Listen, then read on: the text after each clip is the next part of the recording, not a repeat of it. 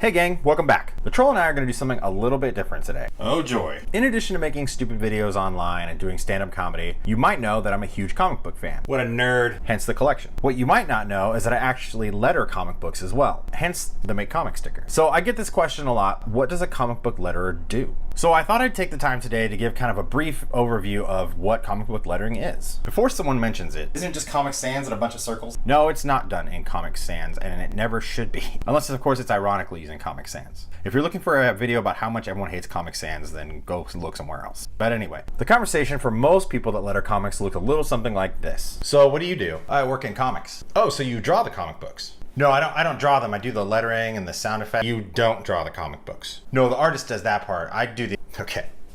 Hello, darkness, my old friend. So before I kind of get into it, there's a couple quick disclaimers that I need to go through. First of all, by no means do I know everything about comic book lettering. I'm still learning as I go. So I'm not on the same level as people like Nate Picos or Russ Wooten. Oh, no, you're not. So that being said, this is not a how-to letter comics. This is more of an about lettering comics video. I'm also not going to get into the super technical details of lettering and typography, like kerning and contextual alternates and fonts. And I'm also not going to discuss the graphic design elements that make up lettering. You don't know anything about that shit anyway. This is really a lot more basic than that. This is real high level. So that being said, it used to be that comic books were lettered directly on the page, meaning the comic art was drawn and then the letterer would, with pencil and ink, go through, draw the lines, write the dialogue, do the sound effects, that whole rigmarole. That shit is amazing to me because of the amount of perfection and time that it takes to do that. With the advances of programs like Adobe Illustrator, comics are lettered digitally now. That allows for things to be done a little bit faster. It also allows for easier changes and tweaks where you don't have to white a bunch of stuff out. The downside of that is you end up with writers and editors who see lettering as like a first pass of their script. And so you'll letter an entire book just to have someone come back and go, I want to redo all these things. Every letterer fucking hates that. So for the most part, lettering is the last step in making a comic. First, the script gets written. The comic gets drawn, it gets inked and colored.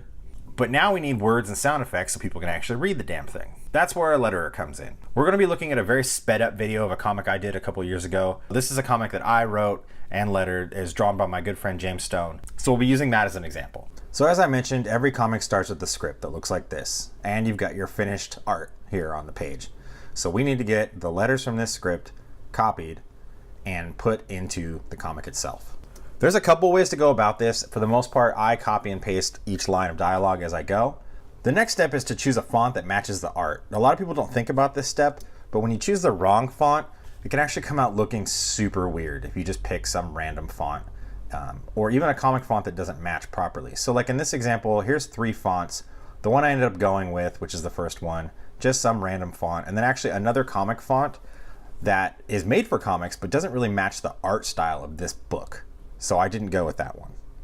Without getting into details, after all that's done and the font's chosen and everything, you've got to make the balloons and tails and then place them where they need to go so it's clear who's speaking, right? You've got your tails pointing at who's actually talking, and it should be easy to read, left to right, top to bottom. A lot of comics will feature extra text, so whether it's a narration or whether it's someone speaking off panel, those need to go somewhere that's not in a regular dialogue balloon. And you can put it in just a regular white box, and that's well and good. Everyone can read it, but it doesn't really stand out. It doesn't really look very nice. It's just very boring and plain. So a lot of times what you can do is take that and spice it up by adding maybe a little character to indicate who's speaking, add some background colors that match the art. So after that, you'll have other things, maybe like a burst or a shout. Like in this case, he's shouting, "Look out." So we put a little red circle around that, kind of make it stand out. And then one of the last things that needs to be done is sound effects. So I've made this sound effect, just paste it in here, and you can just leave it right there. Boom, rock hitting, sounds good. But comic book letters will try to make that blend in a little better with the art. So you take that, you mask it and do some other things so it kind of blends in a little better. You can see in this, it's kind of part of the art now as it's behind the rock it's hitting and the explosion that goes with it. Repeat this process, 20, 22 times, and there you have it, the finished product. Comics ready to read. Depending on the scenario, the letterer's job here might be done. They pass the file on to the publisher, it goes to print, it goes to digital, etc., etc. In small press and indie books, a lot of times the letterer's job isn't done because they handle a lot of the post-production. Putting the title on the cover, adding the credits page. Dude, you should put the letterer's name on the cover every time. Getting the files ready for print, getting the files ready for upload, things like that. So now I hope you have at least a little bit of a better understanding of what comic book lettering is. I'm going to put some links and some other stuff in the description if you want to learn more about this stuff. I'm doubting anyone wants to read more about this. There's some really great resources there. If you have any other questions or comments, something like that, be sure to leave it in the comment section down below. The troll and I Dude, I don't want to answer questions. will definitely be happy to field those questions. That's all for now.